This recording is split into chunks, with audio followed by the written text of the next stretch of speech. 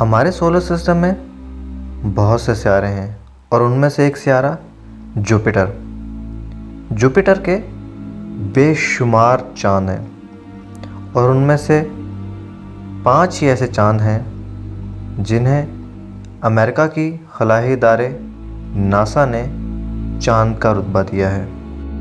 इन 5 चांदों में से एक चांद यूरोपा।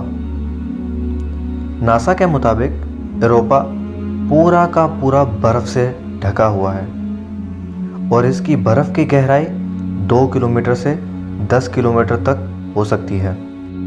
नासा ने जुपिटर के इस चांद यूरोपा के बारे में ठीक तरीके से तहकीक करना शुरू कर दी है, क्योंकि नासा और दुनिया के दूसरे सब खलाई इदारे इस बात की तलाश में हैं कि वो किसी तरीके से हमारी ज़मीन से बाहर ज़िंदगी की तलाश कर सकें। लेकिन हमारी ज़मीन से बाहर भी ज़िंदगी तलाश करने के लिए जो चीज़ें सबसे ज़्यादा ज़रूरी हैं वो है पानी। अगर किसी सितारे पे या किसी सितारे पे पानी नहीं होगा तो वहाँ ज़िंदगी का वजूद नहीं हो सकता।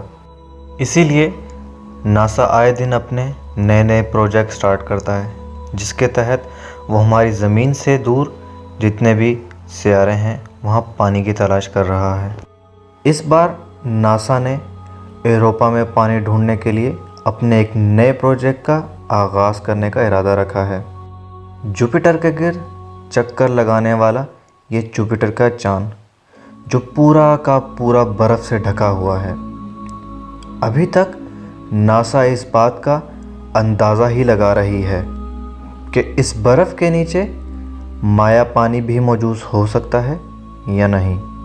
नासा का कहना है कि यूरोपा की बर्फ़ की सतह के नीचे पानी होने के बहुत ज़्यादा चांस हो सकते हैं।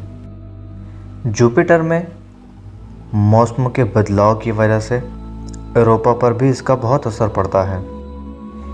इसकी ताकतवर गैसेस और ग्रेविटी की वजह से यूरोपा कभी कभार बड़ा हो जाता है और कभी कभार सिकुड़ जाता है।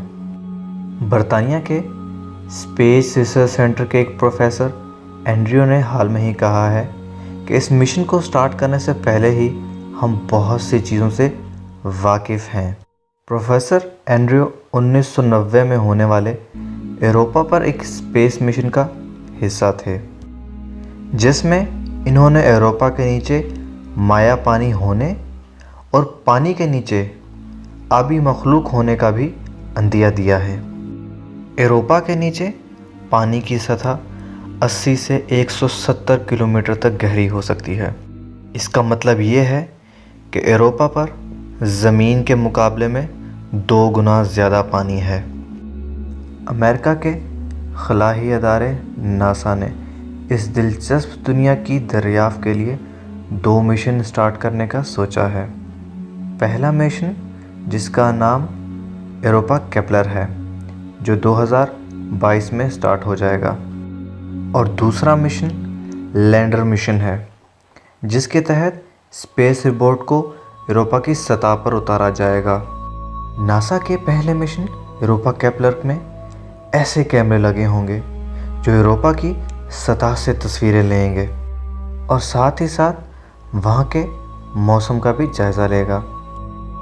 नासा का दूसरा मिशन लैंडर मिशन, जिसमें नासा का रोबोट यूरोपा की सतह पर उतरेगा और वहाँ की बर्फ़ में मौजूद ऐसे जरासीम के होने के तजुर्बे करेगा जिसकी वजह से ज़िंदगी वजूद में आती है, और वहाँ की बर्फ़ खोदकर बर्फ़ के नीचे पानी की तलाश करेगा।